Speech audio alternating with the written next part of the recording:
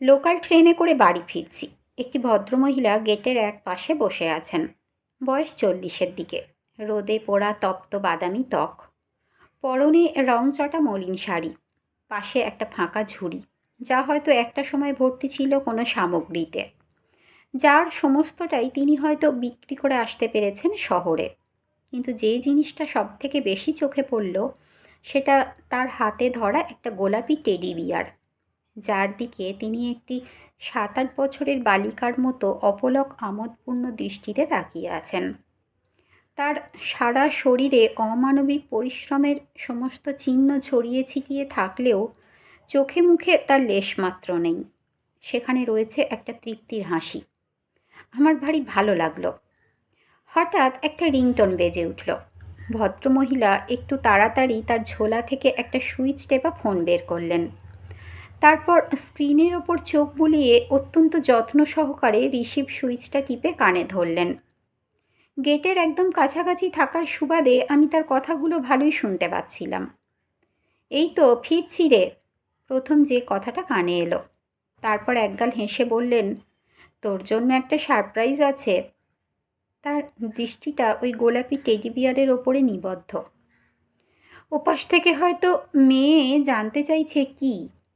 ভদ্রমহিলা মিটিমিটি হেসে বললেন, এখন বলবো না, দাঁড়া ঘরে ঢুকতে দে আগে, তখনই দেখবি। তারপর আরও দু একটা কথা বলে ফোনটা আবার ঝোলার মধ্যে রেখে দিলেন। তারপর একটা পুঁটলি বের করলেন। পুঁটলিটা খুলতে কিছু 10, 20, 50, 100-র নোট বেরিয়ে এলো, আর কিছু কয়েন। সেগুলো তিনি বসে বসে গুনলেন। চোখ মুখ দেখে মনে হলো আজ খুব খুশি। হয়তো আজকে তার বিক্রি ভালো হয়েছে, হয়তো তার মনে হয়েছে তার মেয়ের জন্য একটা কিছু কিনে নিয়ে যাওয়া যায়, যে জিনিসটা হয়তো তিনি তার ছোটবেলায় পাওয়ার কথা কোনোদিনও ভাবেননি। অনেকগুলো হয়তো আমি নিজের মতো করে অনুমান করে নিলাম। ভদ্রমহিলা পুঁটলিটা ঝোলার ভিতরে ভরে গোলাপি টেডি বিয়ারটা বুকের মধ্যে চেপে ধরলেন তার ছোটবেলার স্বপ্ন, তার ছোট মেয়ের প্রত্যাশা, তার ঘরে ফেরার আনন্দ। আমরা কম বেশি বাহুল্যে যারা বড় হয়েছি, মাথার ওপরে ছাদ বা পেটের ভাতের চিন্তা ছাড়া আমরা জীবনের অববাহিকায় কত কিছু হারিয়ে এসেছি অযত্নে। বাবার কিনে দেওয়া সাইকেল, মায়ের বুনে দেওয়া সোয়েটার, বন্ধুর ধার দেওয়া ক্রিকেট বল, প্রেমিকার দেওয়া চিঠি।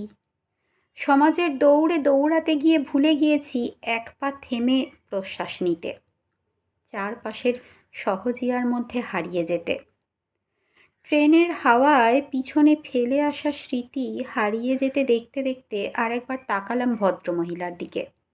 তার জীর্ণ শীর্ণ অথচ হাস্যোজ্জ্বল মুখের মধ্যে দেখতে পেলাম আমার ছোটবেলার মাকে, যিনি দুধের বাটি নিয়ে আমার নাম ধরে ডাকতে ডাকতে আমার পিছনে ছুটে চলেছেন। আর তার সামনে আমি আমার তেপায়া সাইকেলে কোথাও একটা পৌঁছানোর তাড়া নিয়ে প্যাডেল করে চলেছি।